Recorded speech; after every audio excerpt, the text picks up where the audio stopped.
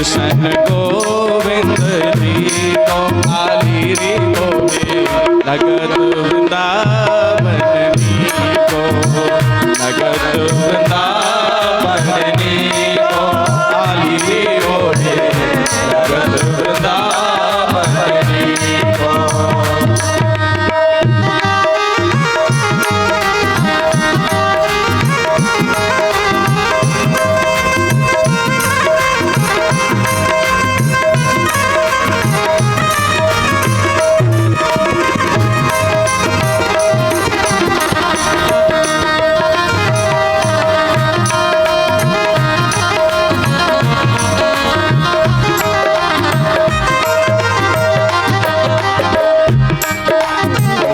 लगन वृंदावन को आली रे मोहे लगत वृंदावन को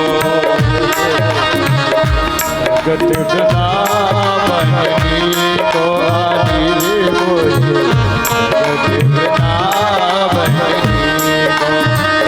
निर्मल नीर बहे जमुना को निर्मल नीर बहे यमुना को निर्मल नीर बहे यमुना को निर्मल नीर बहे यमुना को। भोजन दूध दही को आली रे मोहे लगत वृंदावन को लगत वृंदावन को आली रे मोहे लगत वृंदावन को। ताली की सेवा करते हुए हरि बोल।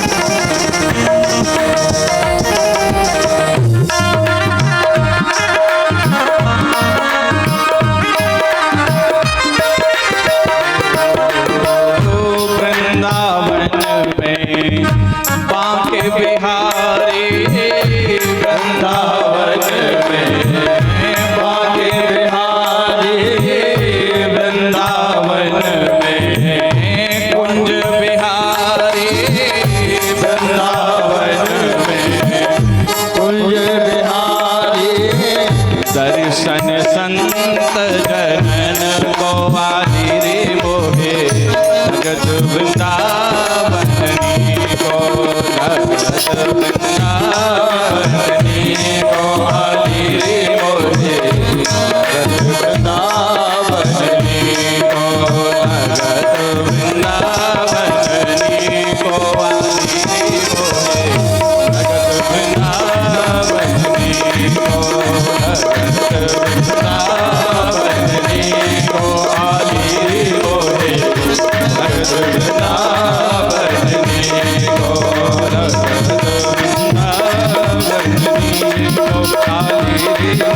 को लगत वृंदावन को आली रे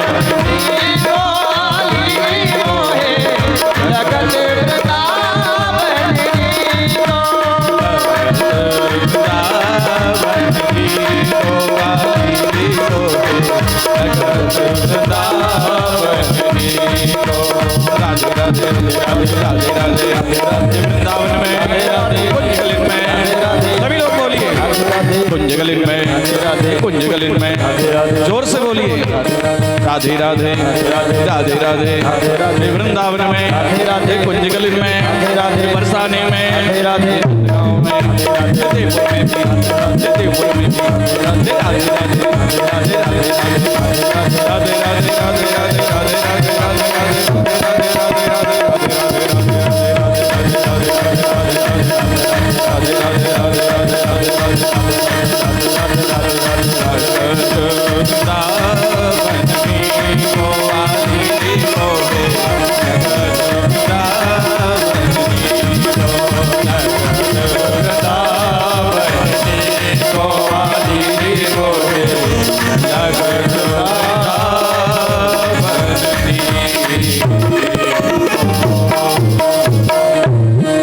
लगत वृंदावन को आली रे मोहे लगत वृंदावन को।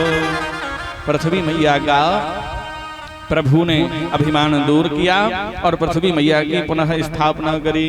इसके आगे ब्रह्मा जी के एक पुत्र और हुए जिनका नाम था करदम। करदम ऋषि से ब्रह्मा जी ने कहा भैया सृष्टि रचना में मेरा सहयोग करो। करदम ऋषि बोले देखो मैं तो बाबा जी बनूंगा, मैं तुम्हारी सहायता नहीं कर सकता। ब्रह्मा जी ने कहा देखो बाबा जी बनना उसी व्यक्ति का सफल है जो पहले गृहस्थ आश्रम में रह चुका हो। करदम ऋषि बोले मुझे गृहस्थ आश्रम में नहीं रहना, मैं तो सीधे बाबा जी बनूंगा, सन्यास लूंगा। और करदम ऋषि ने 10,000 वर्षों तक तपस्या करी। फिर उसके बाद में जब तपस्या से उठे तो उनको स्मरण आया देखो दुनिया के लोग विवाह करते हैं और अपनी पत्नी के साथ रमण करते हैं और मुझे देखो इस जंगल में पड़ा हुआ हूँ बाबा जी बन करके। हाथ में जल लिया, संकल्प लिया मेरी भी शादी हो जाए और तपस्या करने बैठ गए। भगवान अपने मन में सोच रहे हैं देखो कोई तपस्या करता है कि मुझे भगवान मिल जाए, कोई तपस्या करता है कि मुझे शक्तियां मिल जाएं, कोई तपस्या करता है कि मेरा घर परिवार सही चलने लगे। और इन बाबा जी को देखो संकल्प ले लिए कि मेरा विवाह हो जाए, बताओ, और तपस्या करने बैठ गए। भगवान नारायण प्रसन्न हुए और करदम ऋषि को वरदान दिए। करदम ऋषि से कहने लगे देखो हम मनु महाराज से बात कराए हैं, ब्रह्मरूही वरदान मांगो, क्या वरदान चाहिए। करदम ऋषि कहने लगे प्रभु आपका दर्शन हो गया और क्या चाहिए।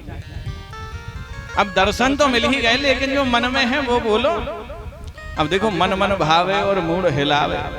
मन में तो बड़ा अच्छा लग रहा है कि मैंने तपस्या करी, भगवान प्रसन्न हो गए, वरदान और मांग लो। यही बोल दें कि शादी कर लो, तुरंत बोल दूंगा। भगवान ने कहा जब मेरे दर्शन ही करने थे तो मुझे वैसे ही बुला ली, तो मैं तो वैसे ही आ जाता। फिर ये तपस्या काय को करी कि मेरी शादी हो जाए। यदि ये तपस्या ही नहीं करते तो मैं मनु महाराज से बात ही करके नहीं आता। मैं तो मनु महाराज की पुत्री देवहूति से आपकी बात भी करके आया हूँ। अब प्रभु विवाह के चक्कर में काय को पड़े, मन भावे और मूड हिलावे। देखो पहले का समय था कि जब माता पिता अपने बच्चों की शादी की बात करते थे ना तो बच्चे लोग कहते थे पिताजी अब जैसा आप ठीक समझो, आप जो करोगे अच्छा ही करोगे, और वहां से उठ करके चले जाते थे। लेकिन आज के समय में माता पिता देखने बाद में जाएंगे, पहले बच्चों को भेज देंगे भैया तुम देखा उसके बाद हम आएंगे। बच्चे लोग इंची टेप साथ लेकर चलते हैं। हम 5 फुट के हैं तो सब 6 फुट की नहीं चलेगी, हमें भी 5 फुट के ही चाहिए। लोगों में लाज शर्म तो रही नहीं। करदम ऋषि से कहा देखो हम मनु महाराज की पुत्री देवहूति से बात करके आए हैं, आपका उनके साथ विवाह हो जाएगा। तो यहाँ पर मनु महाराज की पुत्री देवहूति का विवाह करदम ऋषि के साथ में हुआ। करदम ऋषि का विवाह जब देवहूति मैया के साथ हो गया तो इनकी समाधि लगाई। समाधि लगने के बाद में कई वर्षों बाद ये समाधि से उठे और उसके बाद में फिर इनके यहाँ 9 कन्याओं का जन्म हुआ। फिर इनको याद आ गया अरे मैंने तो भगवान से वरदान मांगा था कि आप मेरे पुत्र बन करके आना, कि चाहे तो मैं ही समान सुत और प्रभु सन कवन दुराव। मैंने तो उनसे कहा था कि आप मेरे पुत्र बन करके आना। तो अब 10वीं संतान के रूप में साक्षात नारायण कपिल देव के रूप में प्रकट हो रहे हैं करदम ऋषि के यहाँ। बोलो कपिल भगवान की जय। और कपिल भगवान का जैसे प्रादुर्भाव हुआ तो 9 कन्याओं का विवाह करके कपिल भगवान का दर्शन करके और करदम ऋषि गंगा सागर की ओर चले गए तपस्या करने के लिए। और यहाँ पर देवहूति मैया प्रतिदिन कपिल भगवान को सिंहासन पर बिठाती बढ़िया सुंदर श्रृंगार करती हैं और उनसे प्रश्न पूछती हैं। यहाँ से होता है देवहूति कपिल संवाद प्रारंभ। यहाँ पर देवहूति मैया प्रश्न करती हैं कपिल भगवान से, प्रभु एक बात बताओ, इस संसार में सुखी कौन है? आप लोग अपनी छाती पर हाथ रखकर कह सकते हो कि मैं सुखी हूं? बताओ, कह सकते हो अपनी छाती पर हाथ रखकर कि मैं सुखी हूं? नहीं कह सकते ना।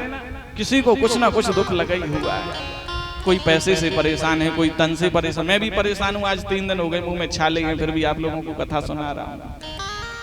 3 दिन से हो गए फिर भी कथा सुना रहा हूँ, दवाई लगा लगा करके। भैया लोग बड़ी सेवा कर रहे हैं, ये लगा लो महाराज जी, ये लगा लो। मैं भी सुखी नहीं भैया। इस संसार में सुखी कौन है? देवहूति मैया कहती हैं वो बड़ा सुखी रहता होगा जो गर्भ में है। कपिल भगवान कहते हैं गर्भवास समम दुखम न भूतो न भविष्यति। बोले गर्भ में मैया जितनी तकलीफ होती है ना, उतनी ना तो कभी भूतकाल में हुई होगी ना भविष्य में होगी। इतनी तकलीफ होती है गर्भ में बच्चे को। माँ यदि कोई चटपटी चीज खा ले तो बच्चे को तकलीफ। बच्चा एक पतली सी थैली में लपटा हुआ भिष्टा में पड़ा रहता है। छोटे छोटे कीड़े काटते हैं उस बच्चे की कोमल खाल को। उसको उस गर्भ में इतना दुख होता है, वह परमात्मा के हाथ जोड़कर कहता प्रभु मुझे एक बार इस गर्भ से बाहर निकाल दो। बाहर आते ही आपका ऐसा भजन करूंगा, ऐसा भजन करूंगा कि कभी दोबारा इस गर्भ में ना आना पड़े। मैया कहती अच्छा गर्भ में था, बड़ा तकलीफ थी, फिर गर्भ से बाहर आ गया होगा तब सुखी रहता होगा। पहले खटमल काटते थे, छोटे छोटे कीड़े काटते थे, अब बाहर आ गया तो अब सुरक्षित रहेगा, अब कोई दिक्कत नहीं होगी, अब सुखी रहता होगा। कपिल भगवान कहने लगे मैया फिर भी सुख नहीं है, बच्चा छोटा सा है, ज्यादा दूध पीने से रो रहा है। माँ कहती मेरा लल्ला बहुत ज्यादा भूखा है, सो और दूध पिलाती है। कभी कभी ज्यादा दूध पीने से रोता है तो ज्यादा दूध पिलाती है, और जब बच्चा रोएगा भूख लगी है तो माँ सोचती है आज लगता है ज्यादा दूध पी लिया है इसलिए रो रहा है, इसलिए दूध नहीं पिलाती। अब मच्छर काट रहे सो बच्चा बता नहीं पा रहा है कि मुझे मच्छर काट रहे हैं। फिर धीरे धीरे और बड़ा हुआ।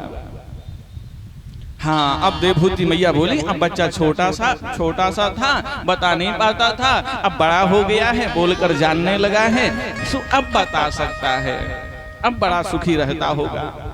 कपिल भगवान कहते मैया माता पिता बालकनु बुलावे और उदर भरे सो धर्म सिखावे। माता पिता ने अब तो एडमिशन करवा दिया स्कूल में, सो जितना वजन खुद का नहीं है उससे दुगना वजन पीठ पर लाद करके पेट भरने की विद्या सीखने जा रहे हैं साहब।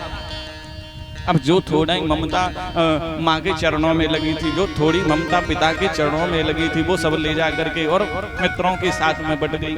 अब धीरे धीरे और बड़ा हुआ, पढ़ लिख करके बढ़िया नौकरी लग गई। हाँ देवहूति मैया बोली अब नौकरी लग गई है, पैसा आने लगा है, तो अब सुखी रहता होगा। लेकिन कपिल भगवान कहते मैया फिर जब नौकरी लग गई सो मम्मी पापा ने सोचा बच्चा तो शादी लायक हो गया है, सो बच्चे की शादी कर दी। अब पत्नी आ गई, सो जो ममता माँ के चरणों में थी, जो ममता पिता के चरणों में थी, जो ममता मित्रों में थी, वो सब ले जा करके वो श्रीमती जी के चरणों में बन गई। अब जो हाई कमान का आदेश होगा वही होना है। हाई कमान ने कह दिया आज ये बनेगा तो वही बनना है, खुद की मर्जी से कपड़े भी नहीं पहन सकते। अब तो और दुखी हो गया। इस संसार में सुख नहीं है कि दीन कहे धनवान सुखी और धनवान कहे सुख राजा को भारी, और राजा कहे महाराज सुखी, महाराज कहे सुख इंद्र को भारी। इंद्र कहे चतुरानन को सुख, चतुरानन कहे सुख विष्णु को भारी, और तुलसीदास विचार कहें भजन बिना सब जीव दुखारी, भजन बिना सब जीव दुखारी। इस संसार में भैया हर एक व्यक्ति भजन के बिना दुखी है। और सुखी कौन है? बोले जिसके पास में राम नाम रूपी धन है वो इस संसार में सुखी है, और जिसके पास राम नाम रूपी धन नहीं है वो तो दुखी है। जो राम जी के दास हैं वो इस संसार में सुखी हैं। सुखी राम के दास। दीन कहता है, गरीब कहता है कि वो धनवान बड़ा सुखी होगा, लेकिन उस धनवान से पूछो क्या तुमको रात में नींद आती है? जो एक किसान को हाथ का तकिया बना करके मिट्टी में लेट करके नींद आती है, वो उस धनवान को नींद नहीं आ सकती।